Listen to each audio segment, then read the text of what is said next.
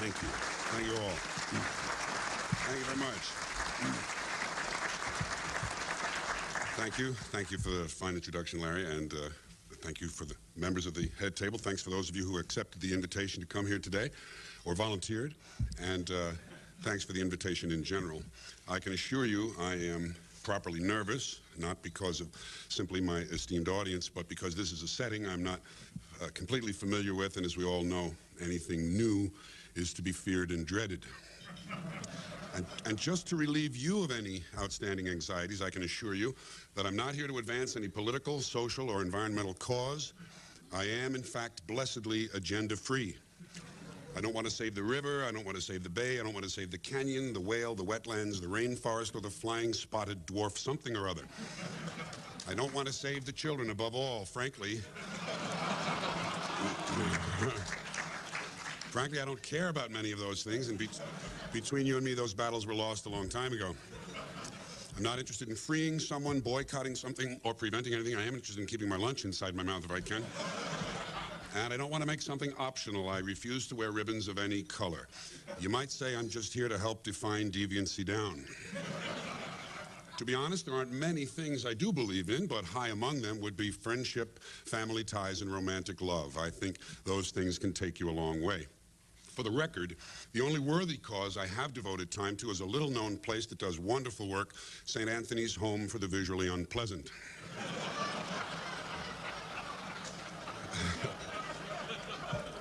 It's run by the Little Sisters of the Heinous, and in fact, they operate a number of facilities: the Rochester Home for the Permanently Disheveled, the New England Haven for the Occasionally Coherent, and the Catholic Shelter for those who up until a year ago seemed to be doing just fine. Now, one of the things I wanted to do before I got too far along was to tell you a little more about myself in order to establish some common ground, create perhaps a more permissive environment. And so, with this in mind, and in the spirit of full disclosure, I would like to reveal to you my own remarkably tenuous connections to the press. More accurately, those of my family, and you can relax, none of these connections falls within the editorial area. So here we go. In the 1930s and 1940s, my father sold newspaper advertising space and was consistently one of the top 2 or 3 space salesmen in the country by actual lineage count.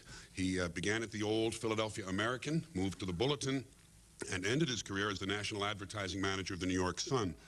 He also put in some time at the New York Post when it was still a broadsheet, or as my mother used to say, when it was a real newspaper, not a commie rag. As many of you no doubt know, long before the New York Post was a fascist rag, it was a commie rag. Prior to that, it had been an establishment rag. That's when my dad was there. My mother was manager of the Philadelphia Bulletin's New York office, and later worked in the magazine division of the Hearst Corporation, first at Good Housekeeping and then at Cosmopolitan, once again when it was a real magazine. Now, there is one more member of my family whose press connections I must tell you about, and this is the good one, my Aunt Aggie. This is the connection that gave me standing in the neighborhood, made me a big man on the playground. My Aunt Aggie also worked for the Hearst Corporation, but she worked for Puck the Comic Weekly, the publication that produced the Sunday Funnies every week. Like I said, tenuous stuff. But here's the great thing about Aggie's job. Not only did she bring home the funnies every week, she brought them home 4 weeks early. Are you hearing this? Every week, I had the Sunday Funnies a month before the other kids. And I guess you can realize the power this gave me in the schoolyard. To be able to predict weeks ahead of time precisely the way Mandrake the magician would escape from the lost cave, or to describe in advance the details of whatever well-deserved catastrophe was next in store for little orphan Annie. Doesn't sound like much today, but in the days before television, and when you're 8 years old, it was power beyond belief. Of course, you had to be careful not to overdo the predictions, and you could never, ever tell the other kids about the great job your Aunt Aggie had. Now, having somewhat successfully established my press credentials, and because you and I have at least one thing in common, which is that all of us deal with language all the time, I thought it might be nice today for me to come to you with some of my language complaints. Certainly not to blame them on you, although, of course, you are implicated. And not that you can help it. I mean, the problem is really with the people you cover, the politicians, the celebrities, and the lawyers. And although their level of insincerity is astonishing, it's still kind of fun to hear them talk. In particular, it's fun to listen to Washington talk. Whenever the issue of term limits comes up, I always tell people the only term limits I'm interested in would be to limit some of the terms used by politicians. They speak, of course, with great caution because they must take care not to actually say anything. Proof of this, according to their own words, is that they don't actually say things, they indicate them. As I indicated yesterday, and as the president indicated to me, but sometimes they don't indicate, they suggest. Let me suggest that as I indicated yesterday, I haven't determined that yet. See, they don't decide, they determine. If it's a really serious matter, they make a judgment. I haven't made a judgment on that yet. When the hearings are concluded, I will make a judgment, or I might make an assessment. I'm not sure. I haven't determined that yet. But when I do, I will advise you. They don't tell, they advise. I advised him that I had made a judgment. Thus far, he hasn't responded. They don't answer, they respond. He hasn't responded to my initiative. An initiative is an idea that isn't going anywhere. When he responds to my initiative, I will review his response, take a position, and make a recommendation. See, they don't read, they review, they don't have opinions, they take positions, and they don't give advice, they make recommendations. And so, at long last, after each has responded to the other's initiatives, and each has reviewed the other's responses, and everyone has taken a position, made a judgment, and offered a recommendation, now they have to do something. But that would be much too direct. So instead, they address the problem. We're addressing the problem, and we'll soon be proceeding. That's a big activity here in Washington. Proceeding. They're always proceeding or moving forward. A lot of that goes on. Senator, have you solved that problem? Well, we're moving forward on that. And when they're not moving forward, they're moving something else forward, such as the process. We have to move the process forward so we can implement the provisions of the initiative in order to meet these challenges. No one has problems anymore. Challenges. That's why we need people who can make the tough decisions. Tough decisions like how much soft money can I expect to collect in exchange for my core values?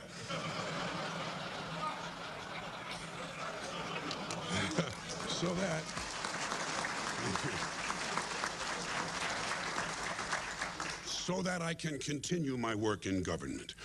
Of course, no politician would admit to such a lowly station as working in government, serving the nation. I'm serving the nation. Another favorite distortion is public service. I'm in public service. I like America, don't you? The food is great, but the public service is terrible. Now, folks, a question for you. Do you think it's possible that one of these politicians, whose judgment is so poor that he honestly thinks of himself as serving the nation, might occasionally be expected to indulge in a little patriotism? Huh? What do you think? Well, of course, not only is it possible, it's inevitable, and that's when he's at his very best.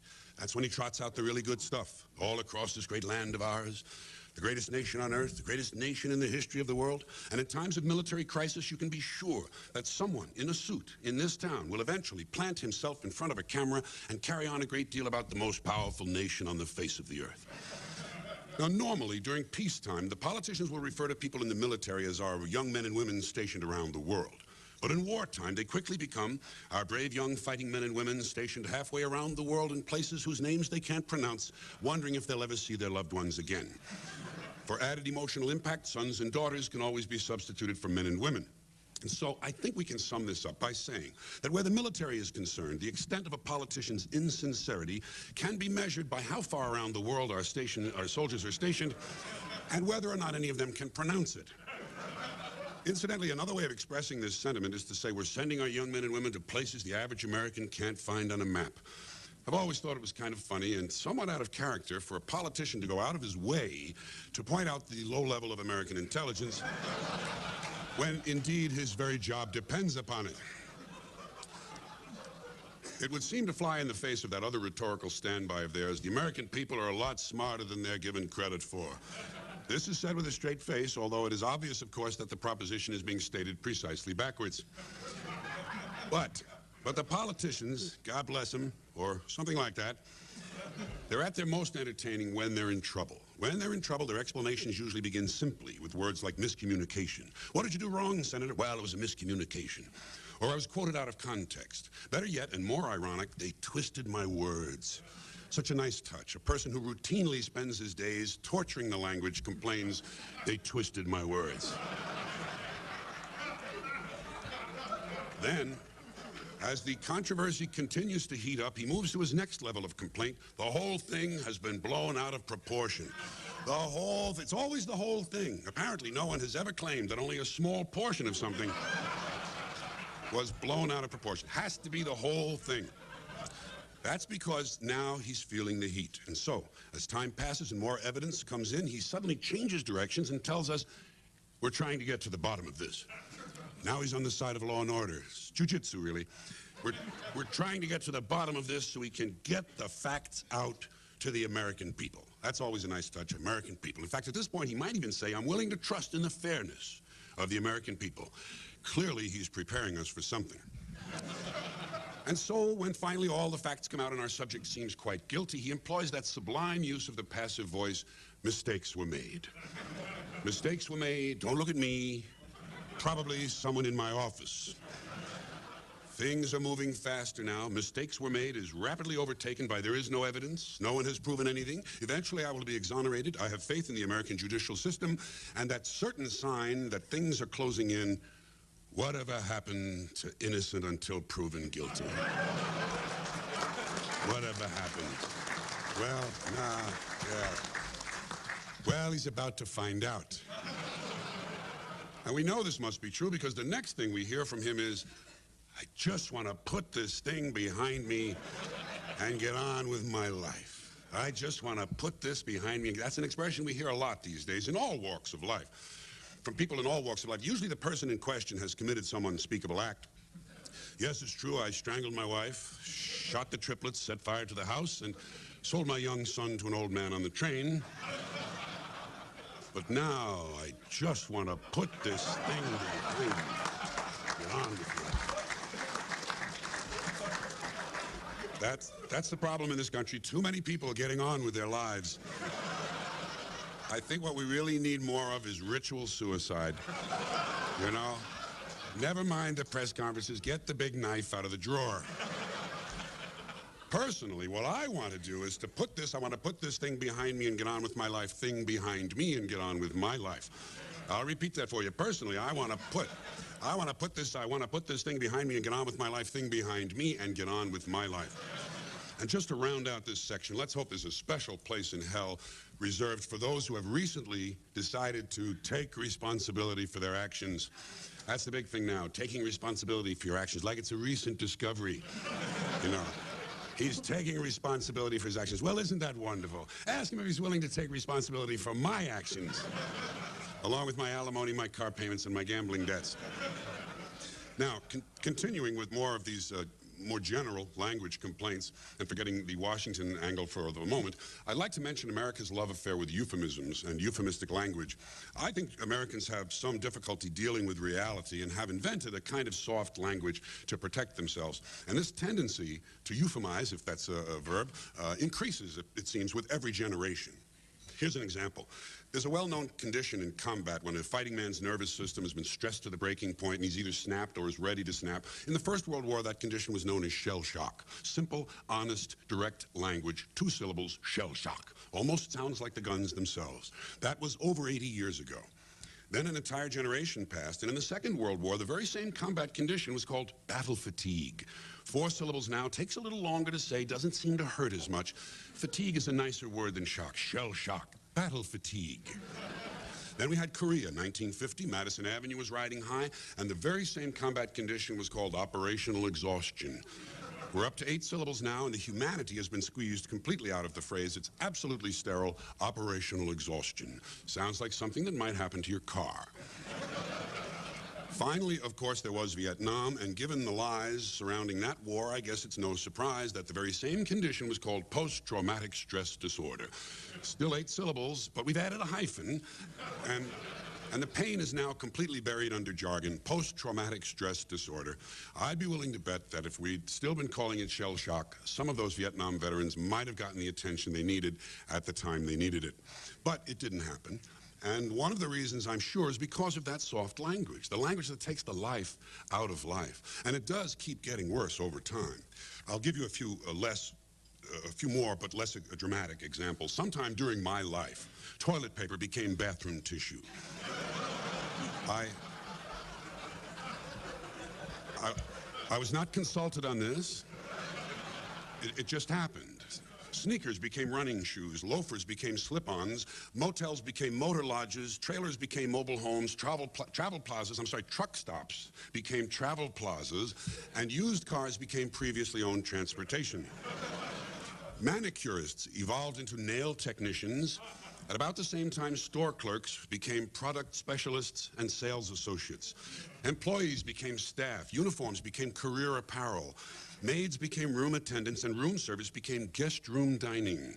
Information turned into directory assistants. Medicine turned into medication. The dump turned into the landfill. Gambling joints turned into gaming resorts. Shacking up, living together, reruns, encores, encore presentations, forgive me, monkey bars, pipe frame exercise units. Wife beating became intermittent explosive disorder, and constipation became occasional irregularity. Rainforests and wetlands came into existence because the environmentalists discovered people were not willing to give money to save jungles and swamps. And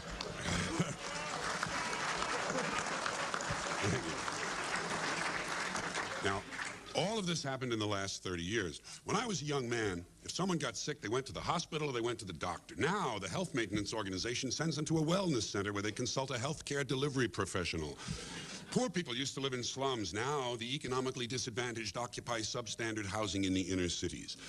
And we can't really discuss euphemisms if we don't mention that final taboo, death. Used to be that when an old person died, the undertaker put him in a coffin, and we sent flowers to the funeral home where they held a wake. Then after the funeral, they drove the dead person in a hearse to the cemetery, and his body was buried in a grave. Now, when a senior citizen passes away, the mortician places him in a burial container, and we send floral tributes to the slumber room, where the grief coordinator supervises the viewing. After the memorial service, the funeral coach transports the departed to the Garden of Remembrance, where his remains are interred in his final resting place. Some of this language can make you want to throw up. Well, perhaps engage in an involuntary protein spill.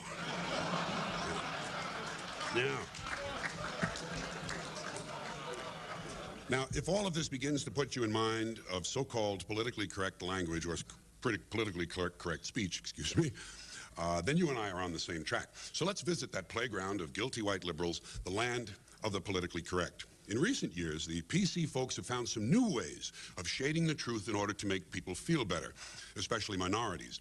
One of the newer phrases making the rounds is happens to be. He happens to be black. I have a friend who happens to be black. Oh, I see, yes. Like it's an accident, you know. Happens to be black. Yes, he happens to be black. I see. He had two black parents? Yes, that's right, two black parents. Yes, I see. And they had sex? Oh, indeed they did. Yeah, I see. So where does the surprise part come in?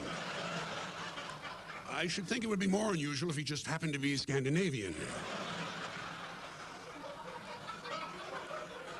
Another favorite term, recently favorite term, is openly gay. I have a friend who's openly gay, but that's the only minority they use that for. You know, you wouldn't say someone was openly black. Well, maybe James Brown. Yes. James Brown, yes. Or Louis Farrakhan. Louis Farrakhan is openly black. Colin Powell is not openly black. Colin Powell is openly white. He just happens to be black.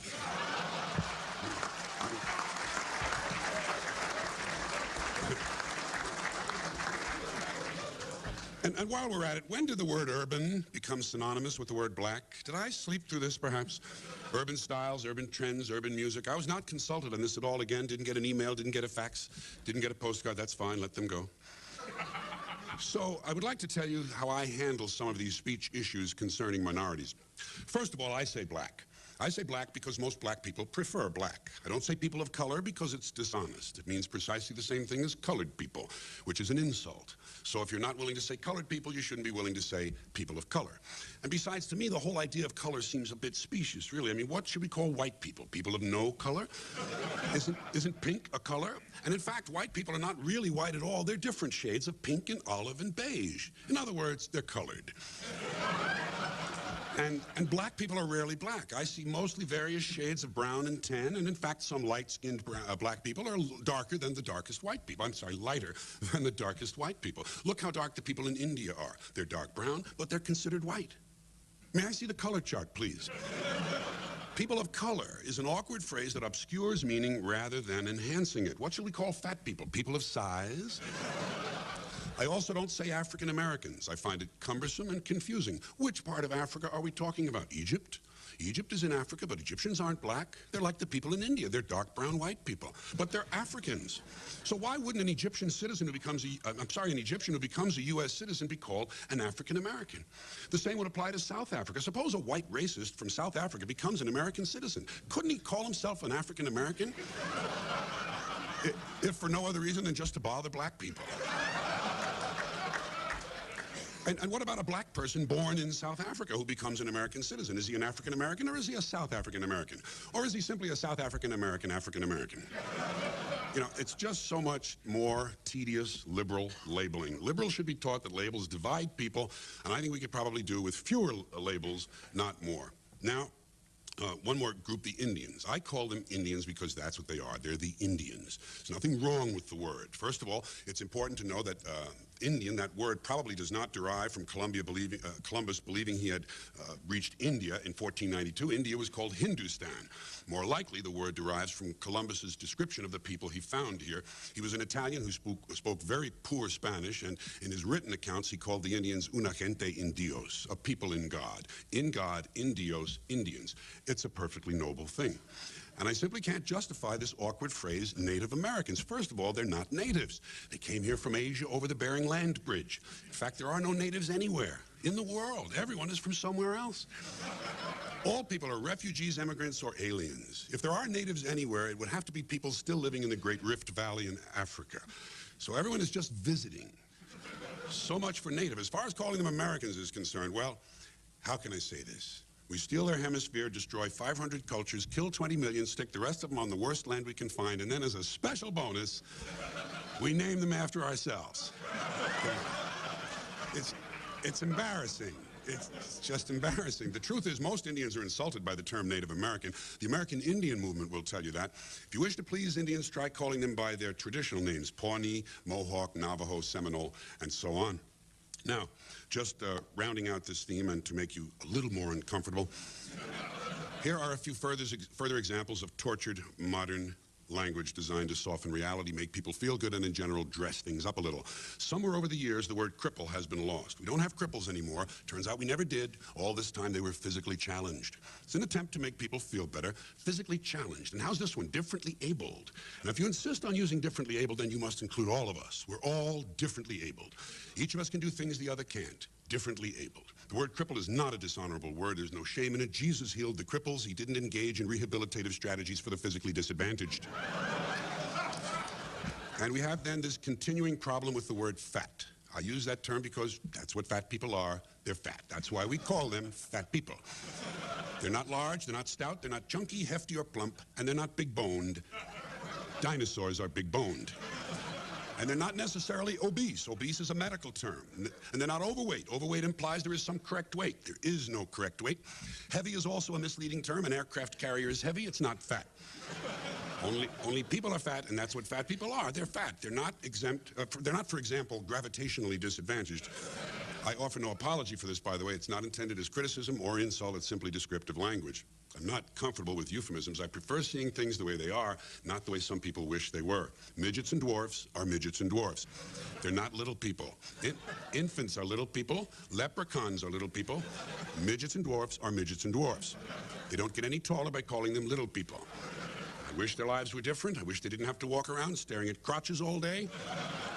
But I cannot fix that, and I'm not going to lie about what they are. There are some people who playfully refer to them as vertically challenged. They're not vertically challenged. The Flying Walendas were vertically challenged. The people who built the Empire State Building were vertically challenged. No shame in midgets and dwarves. I do have a closing. I realize my time is a little longer than I expected. May I do this closing poem? Thank you, Larry. This is Try Stopping Me. Now, thank you.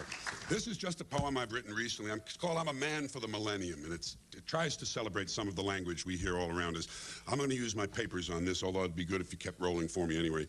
I'm a man for the millennium. I'm digital and smoke-free. I've been outputted in... I've been up... Start again, George. You can edit this. I'm a man for the millennium, digital and smoke-free. I've been inputted, outsourced, uplinked, and downloaded. I have software on my hard drive, and I can give you a gigabyte in a nanosecond. I'm factory-authorized, returnable, fully equipped, built to last, and I'm definitely biodegradable. My output is down, but my income is up. I'm tanned, rested, and market-tested, user-friendly, and lactose-intolerant. A diversified, multicultural, postmodern deconstructionist. I'm a cutting-edge, state-of-the-art, high-concept rageaholic, and I have a love child who sends me hate mail. I'm an alpha male on beta blockers, a bottom feeder and a top gun, a Bigfoot rainmaker. I give soft money with hard cash, and my revenue stream has a cash flow of its own. I'm ahead of the curve, riding the wave and pushing the envelope. I'm on board, on point, on message, but off drugs. I take power naps. I take victory laps. I've got a personal trainer, a personal shopper, and a personal agenda. I'm a totally ongoing slam dunk no-brainer with an outreach that's proactive. I eat junk food, I get junk mail, I buy junk bonds, I watch trash sports. I've been dumbed down with smart bombs. I'm in denial, I'm in recovery, but I'm out of the loop. I'm also on the bubble. A high-tech lowlife, anatomically, ecologically, and politically incorrect. An entry-level man with no exit strategy. Low rent but high maintenance, upscale but down home. I got a minivan with a microwave from a megastore in the mini mall. I've been to outer space. I've been to outer space on the internet. I'm a non-believer and an overachiever, emotionally deprived and market-oriented. I have hardcore software because I use the F word in my email. I'm new wave from the old school, and if I'm not at ground zero, you can reach me at square one. I'm gender-specific, voice-activated, capital-intensive, heat-seeking, faith-based, and work-related, but I'm definitely not group-oriented. I'm online, I'm in line, but most of the time I'm out of line. I'm cocked, locked, and ready to rock, rough, tough, and hard to bluff. I put the pedal to the metal, party hardy, and to me, lunchtime is crunch time. Thank you.